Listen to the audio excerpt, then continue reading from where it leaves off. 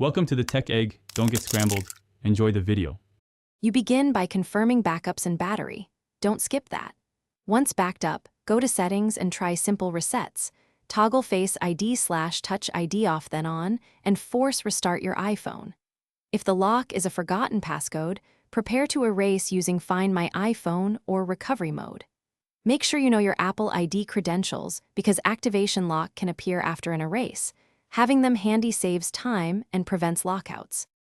You now choose the appropriate erase path. If Find My shows the device online, select Erase iPhone and confirm. This removes the passcode remotely. If offline or you prefer physical recovery, connect to a computer and enter recovery mode. Follow device-specific steps until iTunes or Finder offers restore. Once the restore starts, wait.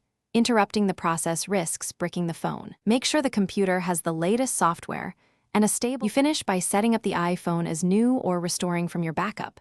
Restoring brings back apps and settings. Sign in with your Apple ID to disable activation lock. Without it, you can't complete setup.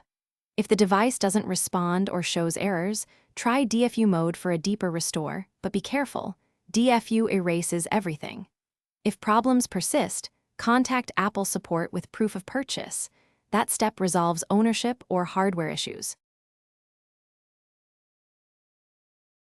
Thanks for watching. Consider subscribing if I helped unscramble your problems.